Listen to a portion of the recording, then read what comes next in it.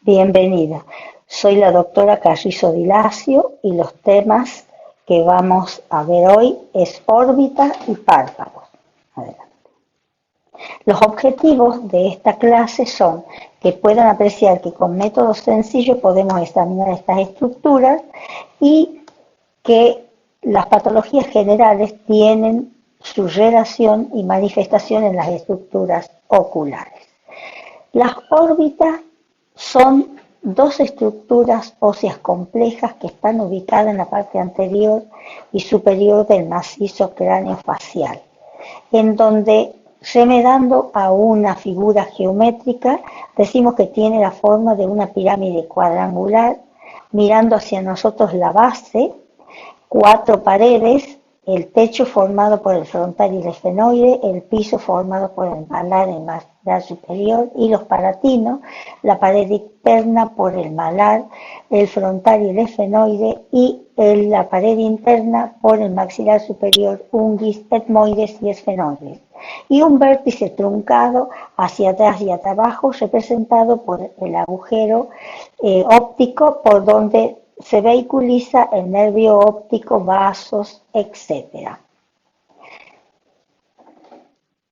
Bien, dentro de los métodos de examen de la órbita encontramos el examen clínico y debemos hacer la semiología ocular. Acá es importante y por eso en sombreado a mano derecha podemos ver que tenemos estructuras que rodean a la órbita, que son importantes y cuyas patologías también pueden tener incidencia en el globo ocular. Por ejemplo, los senos paranasales, el oído, la cavidad bucal y las fosas cerebrales. Bien, dicho sea de paso, el globo ocular ocupa la parte anterior de la cavidad orbitaria y hacia atrás tenemos vasos, nervios, músculos, etc.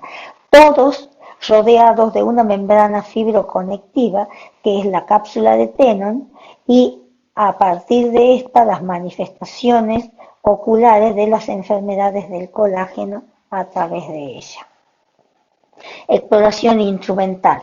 Lo que están viendo al lado, en el lado derecho, es la exoftalmometría, el exoftalmómetro de Hertel, que es un sistema de regla y sistema de espejo donde podemos ver en la escala qué grado de protrusión tiene el globo ocular y fotografías que aún la paciente puede venir portando diciendo esta fotografía yo estaba así hace 2 años y hoy me encuentro de esta manera. Nos sirve para documentar. Exámenes radiográficos como la simple, la tomografía, la ecografía, estudios vasculares y contrastados y resonancia magnética.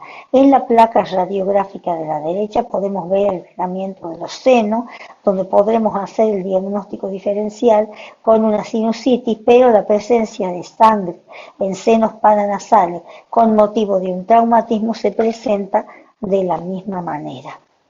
También pruebas biológicas, exámenes de laboratorio, clínico general y especializado, anatomopatológico y bacteriológico.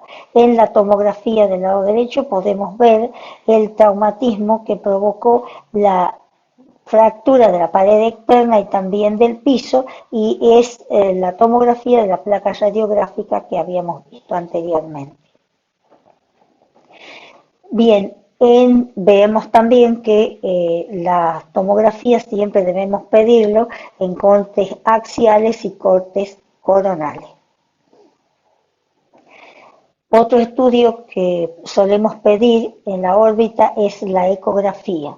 Tenemos ecografía en modo A y en modo B. En modo A, en sistema de picos y silencio, los picos, los elementos fórmenes, como ser la córnea, el iris, etc. Y los silencios representados por los humores, humor acuoso, humor vítreo, etc. Y como una foto sin revelar en colores grises, negros, blancos, el dibujo de la estructura ocular.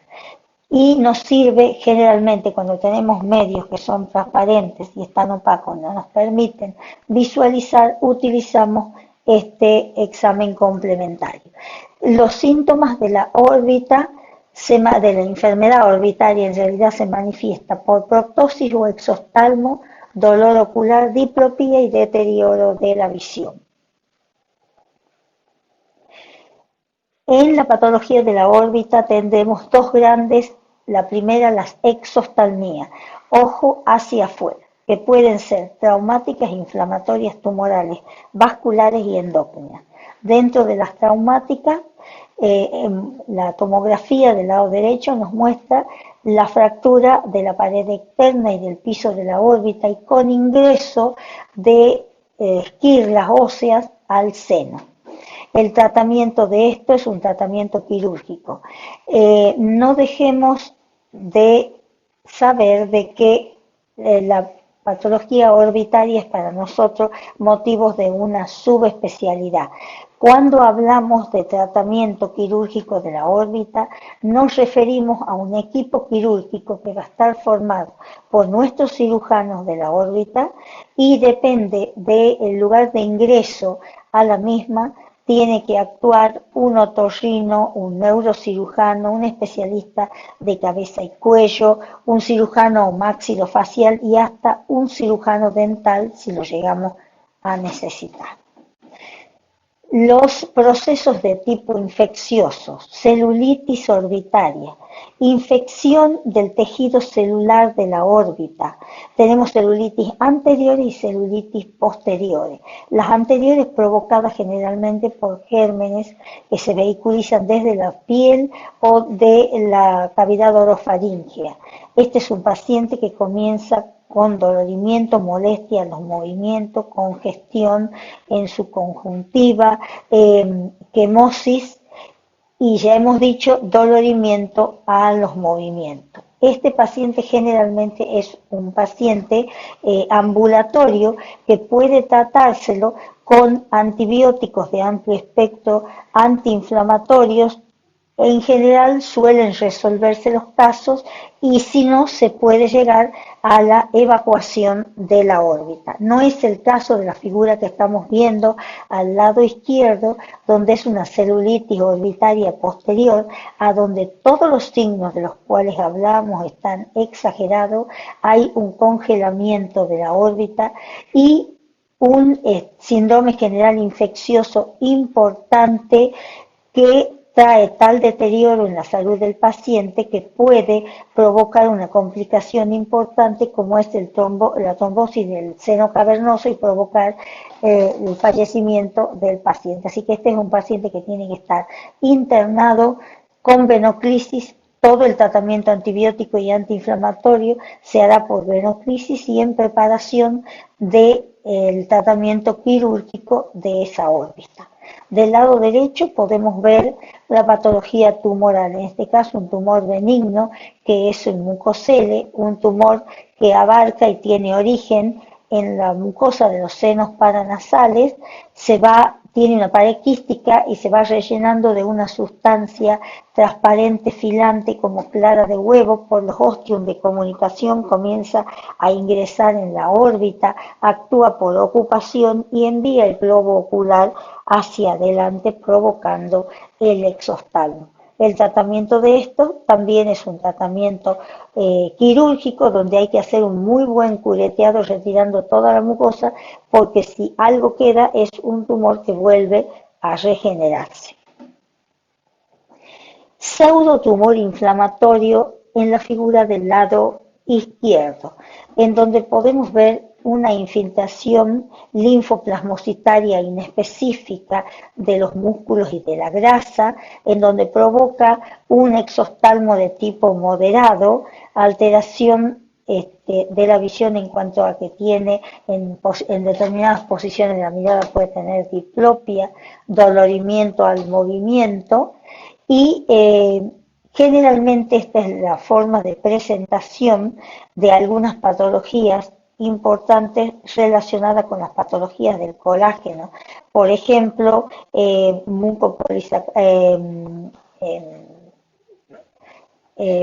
sífilis, sarcoidosis, TBC, etcétera, o del sistema linfohematopoyético, puede ser una enfermedad de Hodgkin, un no Hodgkin, un linfosarcoma, una leucemia, etc. El tratamiento es médico.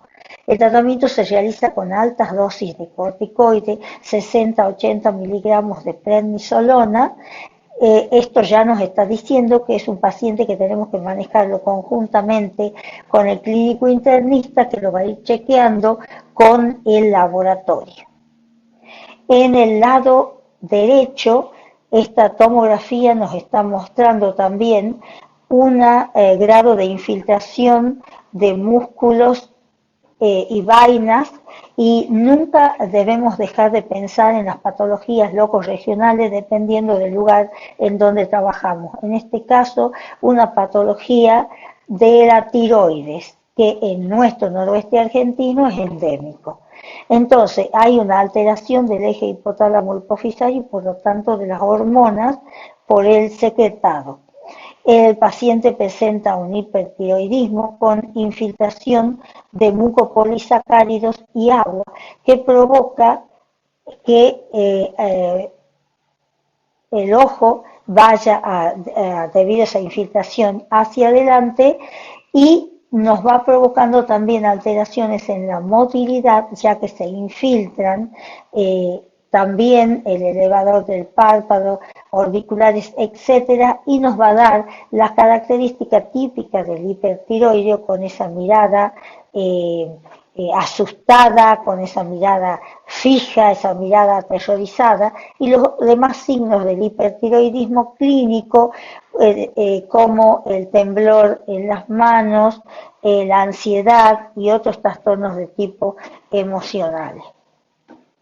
El tratamiento, por supuesto, se hace con el endocrinólogo y el oculista va a proteger las estructuras nobles hasta que dé resultado el tratamiento endocrinológico, protegiendo con lágrimas artificiales, geles o pomada, dependiendo del grado de exoftalmo. En esta fotografía del lado derecho vemos un niño en mal estado general, con un grado importante de exoftalmo y componente inflamatorio en sus párpados, quemos y conjuntival, una desviación de la mirada y un síndrome infeccioso. Esto nos estaría hablando de una de las patologías que ya vimos al comienzo, que son la celulitis orbitaria, con la que sí tenemos que hacer el diagnóstico diferencial. En este caso, al pedir los estudios de diagnósticos complementarios, en este caso una tomografía, podemos ver una masa informe que abarca y desdibuja sin encontrarse ninguna otra estructura en la órbita y empujando el ojo hacia adelante. Se trata del tumor maligno más importante en los niños orbitarios, que es el rhabdomyosarcoma, y rhabdomyosarcoma porque tiene origen en los músculos extraorbitarios. El tratamiento de este es conjunto con el equipo oncológico, ya que es radio y quimiosensible en general. Primero se hace esta parte del tratamiento oncológico, luego se procede a la exenteración de la órbita y luego seguidamente nuevamente el tratamiento radiante como quimioterapia. Tumores en este caso benignos, pero a raíz de la manifestación, veamos lo siguiente en la figura del lado izquierdo. Este es un angioma de la órbita que va exteriorizando por el párpado en un bebé que está en pleno desarrollo en su periodo plástico de la visión y tapa más de los 2/3 de la pupila. En este caso, este tumor, que si bien es benigno, estará transformándose en una urgencia porque está provocando ambliopía en ese ojo y apenas el niño esté en condiciones físicas hay que hacer la cirugía. En este caso también intervendrá un cirujano vascular.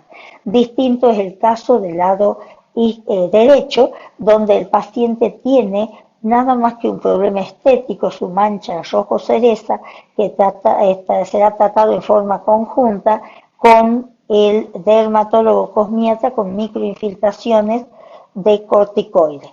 Al medio, la figura nos está hablando de un caso que es la fístula carótido cavernosa, en donde el paciente ingresa por guardia después de un accidente grande con traumatismo craneofacial, y si no perdió el conocimiento, el paciente nos está relatando que siente un ruido dentro de su cabeza y podemos ver un grado de exoftalmo que es pulsátil, que se exagera con las maniobras de Valsalva, que tiene alteraciones en la presión ocular, en su retina y también en el endotelio corneano, y hay un signo característico que es la cabeza de medusa, que es lo que estamos viendo, que son los vasos venosos ingurgitados.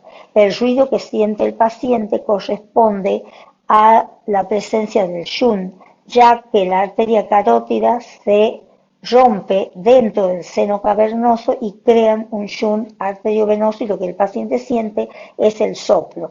Es nuestro único caso de auscultación que se hace a través del párpado superior.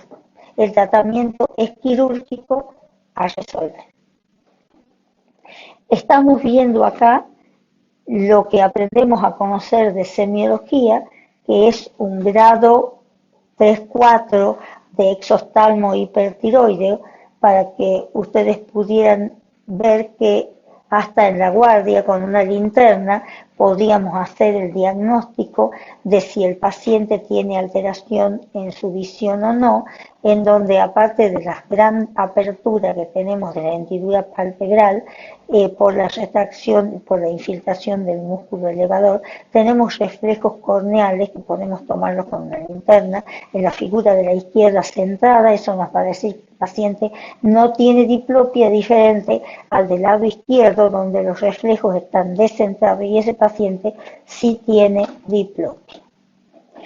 Otra imagen donde el clínico la envía a la paciente por sensación de cuerpo extraño. Siempre que examinamos a un paciente joven, tenemos que examinar su motilidad, y al hacer el examen en las distintas posiciones de la mirada, cuando la mirada va hacia abajo, normalmente los párpados deben acompañar al globo ocular.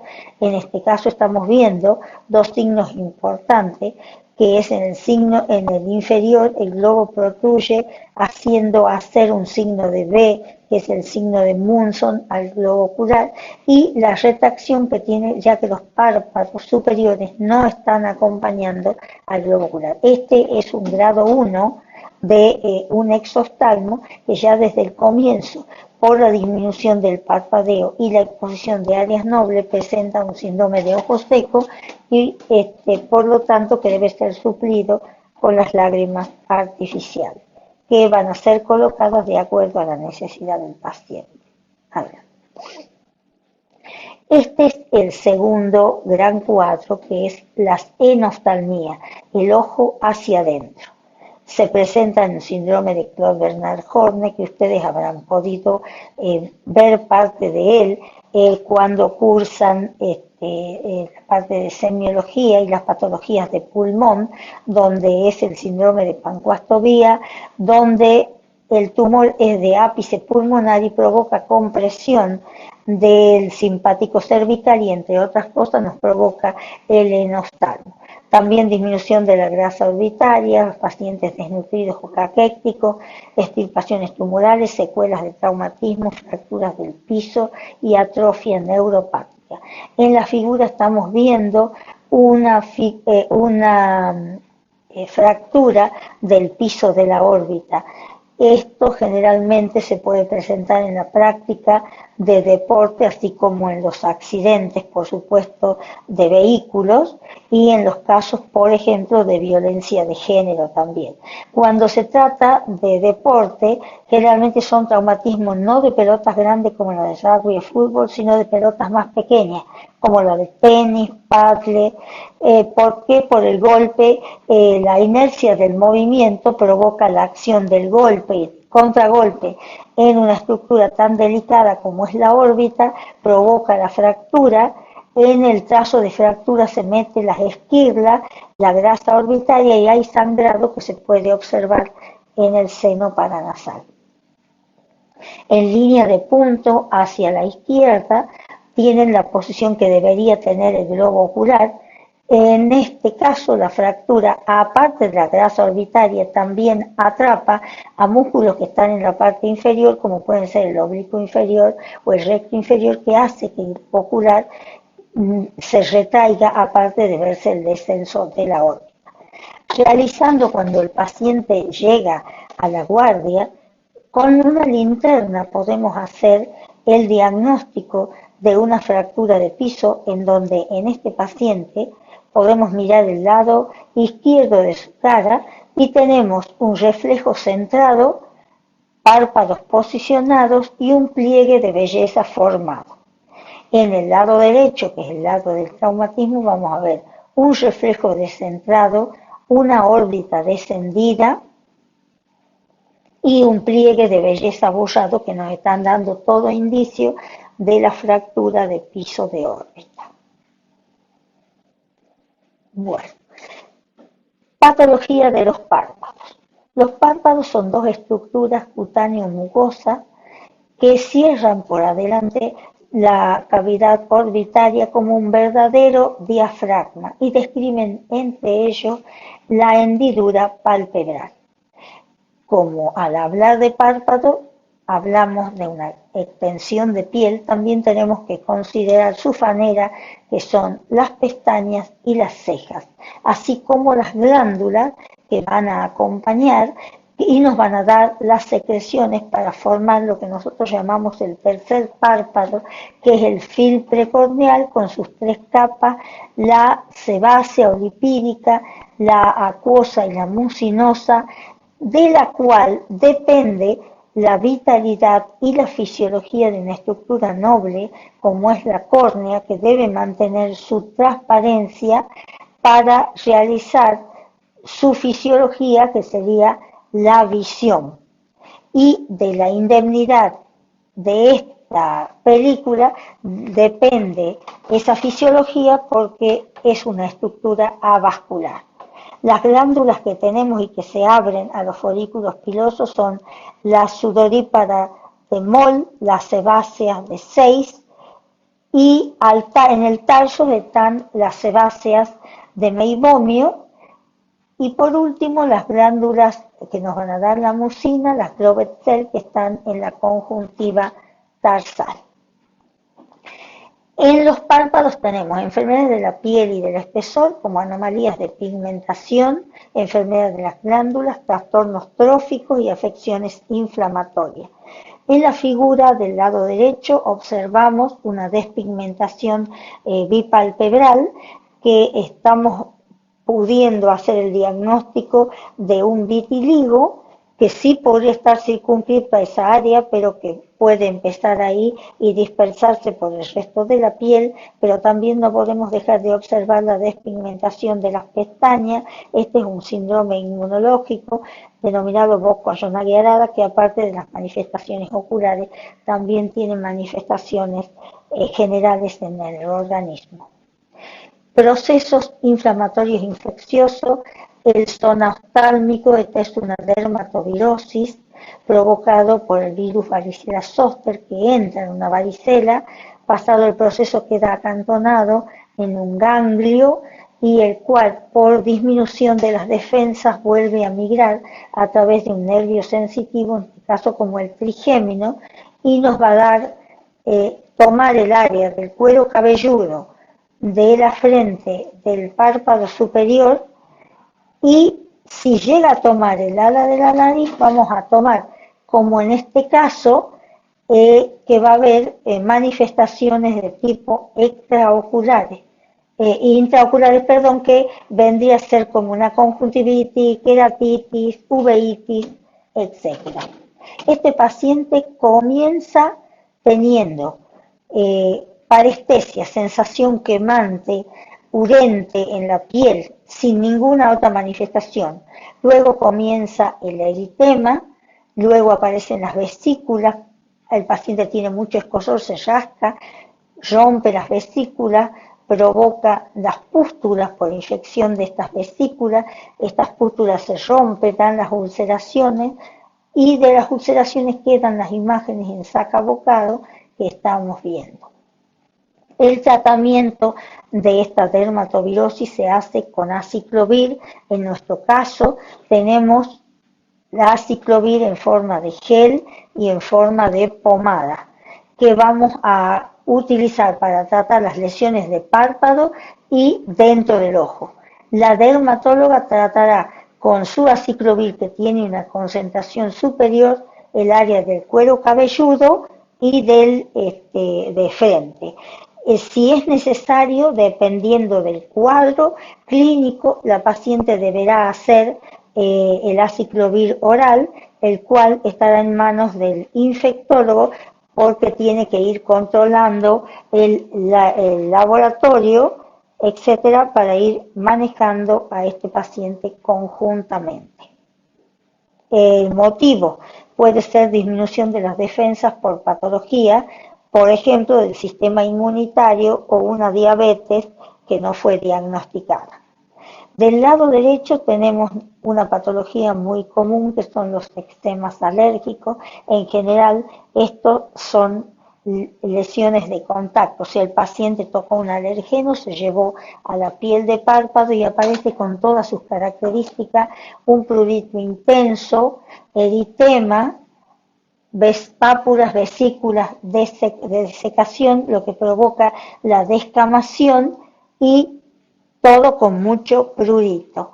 El tratamiento se realiza retirando el alergeno y colocando una gota con antibiótico y corticoide que va a actuar desde la mucosa y una pomada con antibiótico y corticoide que va a actuar desde la superficie de piel.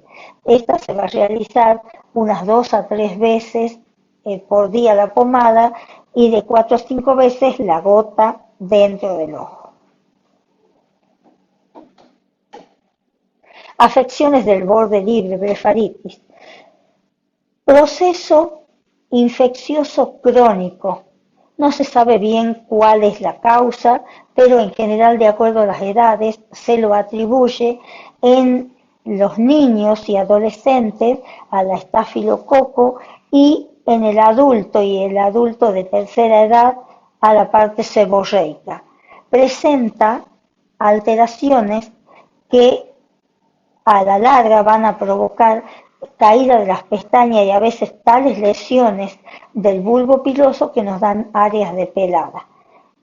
Como pica, tiene mucho escozor el paciente, nos va a dar la primera etapa que es la escamosa, el paciente sin rascándose provoca esa etapa, luego el paciente se sigue rascando, provoca la costra, una vez que la costra sale, se muestra la úlcera, es la etapa ulcerosa. Bien, ¿qué puede causar esto? Alteración de vicios de refracción o bien alteración del aparato inmunitario, en donde va a haber patologías como la diabetes u otras del aparato inmunológico que se van a ver involucradas. El tratamiento es un tratamiento local en donde lo vamos a hacer tratamiento higiénico con sustancias que ya vienen preparadas para ello, o bien vamos a prepararla con agua tibia y con shampoo infantil y gasa. Se va a hacer un cepillado de las pestañas y de los párpados, preparando el terreno para colocar una pomada que tenga, ya hemos dicho, el antibiótico con corticoide y una gota desde la conjuntiva actuando también con antibióticos y corticoides, solucionando, por supuesto, el problema que dio lugar. Afecciones de las glándulas, orzuelos y chalaciones. Orzuelo, inflamación aguda de las glándulas sebáceas, que si es de 6 va a ser el externo, si es la de Meibomius va a ser el interno. Presenta todas las características de la tétrada de Celso, como podemos ver en la imagen: rubor, tumor, calor tiene temperatura si lo hacemos comparativo con otra área del párpado o de la mejilla, y dolor porque al hacer la compresión exquisita sobre el área nos da sensación dolorosa. El paciente se va a ver muy aliviado con el transcurso de los días, va a ser una punta amarillenta que se va a abrir y va a evacuar su contenido. Causas también vicios de refracción que deben ser estudiados, diabetes sin diagnosticar u otras patologías inmunológicas. El tratamiento va a consistir en una gota que va a ir actuando desde la conjuntiva con antibiótico y corticoide, una pomada que tenga antibiótico y corticoide y paños tibios secos que van a mantener fluida a la secreción sebácea y va a permitir abrir también la boca de la glándula para eliminar el contenido. Y chalación, que sería una infección crónica de la glándula y de los túbulos, donde hay una degeneración lipogranulomatosa y la única manifestación que vamos a tener es el tumor. No duele, no tiene temperatura y como es una formación quística, el tratamiento es tratamiento quirúrgico. Dependiéndose si se exterioriza más hacia conjuntiva, la vía de entrada será interna y si se exterioriza más hacia piel, la vía de entrada será externa. Al lado derecho podemos observar una persona joven con múltiples orzuelos que deforman el párpado y provoca importantes áreas de pelada, es para hacer, digamos, entrenar el espíritu crítico del médico, en donde se tiene que preguntar que un cuadro clínico con estas manifestaciones puede tratarse o no de un vicio de refracción. Por supuesto que un vicio de refracción nunca podría mostrar un cuadro, o sea que esta paciente tiene otra patología más importante que está bajando sus defensas. Alteración de la posición, entropión, párpado hacia adentro, puede ser senil, cicatrizal, espasmódico y congénito. La figura del lado derecho nos está mostrando el congénito. Vemos que tiene el párpado basculado hacia adentro y lo cual lleva las pestañas hacia la córnea. En el bebé, que la mamá generalmente lo lleva al pediatra y lo lleva porque tiene secreción, se está rascando, tocándose los párpados y además sensación de cuerpo extraño. Entonces, si podemos ver en las córneas del lado del ojo derecho hacia el ángulo nasal, ya tiene leucomas cicatrizales, que digamos es el problema por el cual el tratamiento debe ser rápido. A esta mamá hay que enseñarle que habrá que esperar un poco en cuanto al desarrollo del macizo facial, tratando de que los párpados se posicionen, dándole una gota antibiótica adecuada a su edad, como puede ser la eritromicina, unas 4 a 5 veces diarias, y cuando le da de mamar o bien cuando le da la mamadera, del tercio medio le hace masajitos posicionadores hacia abajo. Si con esto solo no se soluciona, se deberá ir luego a una plástica. La atrofia, en este caso el entropión senil, se debe a la atrofia de la piel, a la hipotonía del orbicular, también a la atrofia que presentan el tarso y la fascia del recto inferior y del oblicuo inferior, la basculación del párpado cuando hace el esfuerzo o la contracción para el cierre y el enoftalmo propio de la ancianidad. Entonces las pestañas van hacia adentro, dan la sensación de cuerpo extraño, erosionan la conjuntiva y le provocan hémosis, y en la córnea lesiones que van desde una erosión, úlceras, a veces pueden incluso perforarse la córnea, en este caso ha ido a un proceso cicatrizal que son los leucomas que estamos viendo. Hay una elongación en sentido horizontal. El tratamiento es un tratamiento, primero preparando, esta es un área que cuando viene el paciente vamos a ver que está infectado. porque el paciente se está tocando constantemente, entonces tenemos que preparar para la cirugía con antibióticos en gotas y muchas veces se coloca un lente de contacto terapéutico para evitar las lesiones de la córnea y que llegue en buenas condiciones a la plástica, a donde habrá que posicionar el párpado.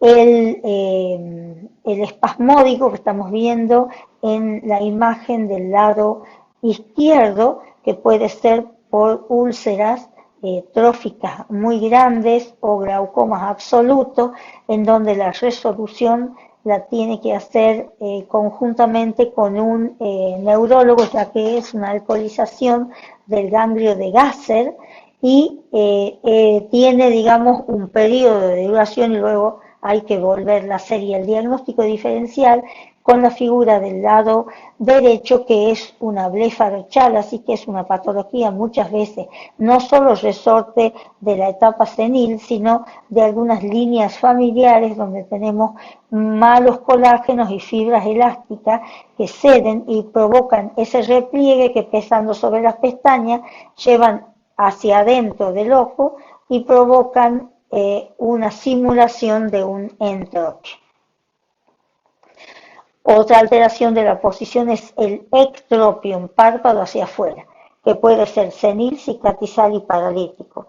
En caso que estamos viendo la figura del lado derecho, es un cicatrizal producto de un traumatismo con lesión de la vía lagrimal, y para solucionarlo no se empleó la técnica correcta y quedó este ectropium, que debe ser solucionado por una nueva plástica.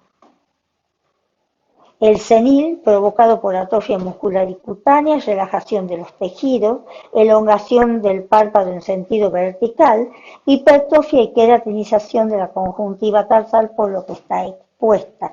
Este paciente concurre por un lagrimeo y aparte exagera su ectropium por el secado, que además da una lesión, una dermatitis de contacto en los párpados. El tratamiento es plástico quirúrgico.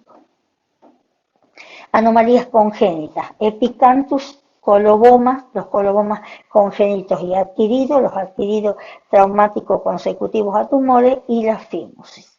En el caso de la figura que estamos viendo a la derecha, es un motivo de consulta, pero acá la mamá lo lleva frecuente, pero ya lo lleva al oftalmólogo. Este es el epicanthus, que son estos pliegues que bajan a los lados de la nariz, del lado nasal, de los párpados, que en algunas razas son característicos como la raza oriental, y en este caso la mamá, cuando le está dando de mamar o la mamadera, el bebé la mira y uno de los ojitos se esconde detrás de ese repliegue. La mamá piensa que este bebé tiene un estrabismo y lo lleva a la consulta. Por eso decimos que es un pseudoestrabismo, simula un estrabismo. El oftalmólogo lo revisa, ve los reflejos corneales centrados, entonces sabe que no es un estrabismo y le pide a la mamá que lo va a llevar a consultas periódicas en donde va a ir observando el desarrollo de los párpados, del macizo facial, levantándose la pirámide nasal, va a ir levantándose también los repliegues. Si esto no sucede, tendrá que hacerse luego la plástica para evitar la ambliopía por el ocultamiento del globo ocular. También debemos saber que ante la manifestación de una enfermedad congénita tenemos que buscar otras anomalías congénitas, así que este es un niño que debe ser derivado al pediatra para su estudio completo.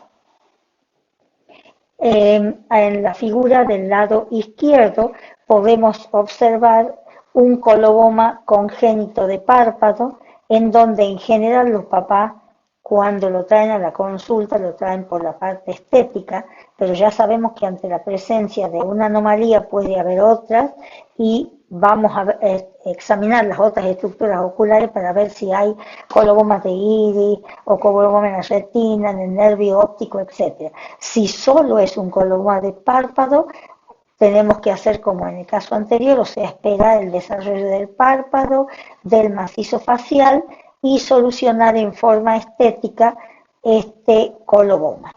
No es el caso de la figura de la izquierda, donde es un coloboma provocado por un traumatismo, donde ha habido, al resolverlo, a la lesión, al corte del borde libre con una técnica inadecuada, entonces se provocó este coloboma que tendrá que ser resuelto por una nueva plástica.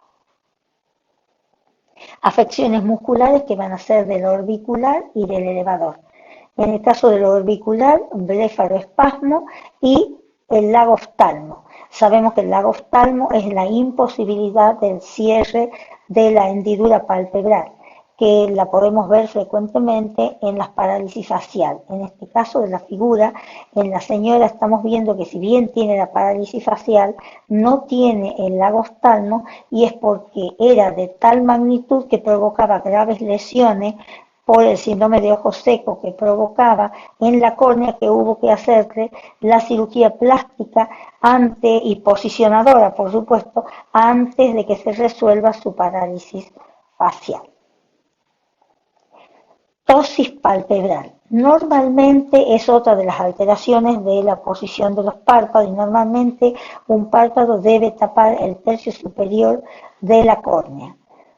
La caída anormal del párpado superior más allá de ese tercio se denomina ptosis palpebral.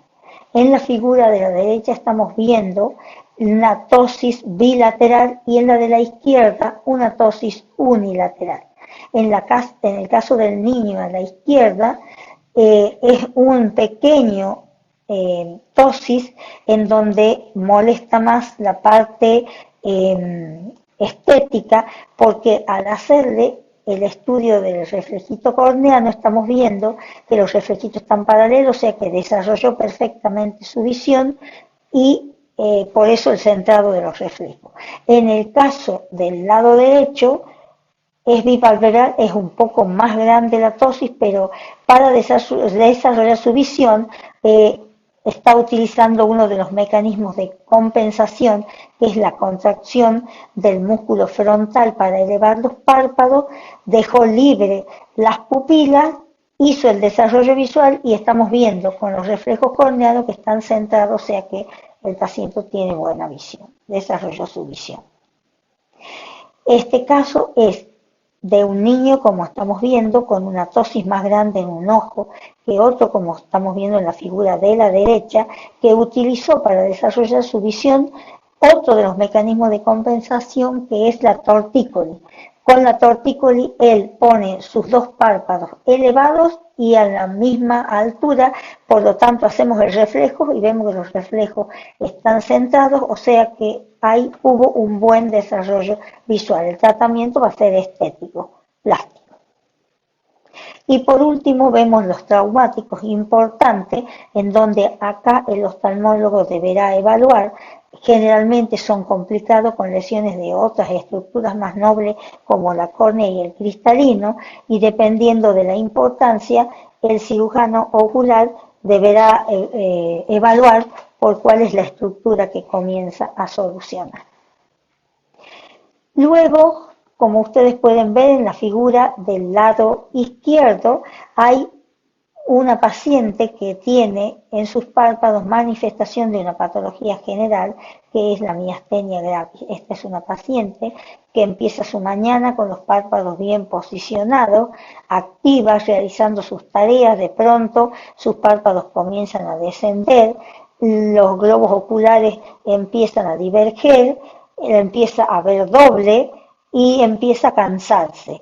Entonces, esto es típico del desarrollo de una miastenia y el tratamiento de este paciente va a ser únicamente de la enfermedad general. Y el diagnóstico diferencial con la imagen del lado derecho es la blefarochalasis, en este caso bilateral, y cuyo tratamiento también es plástico estético.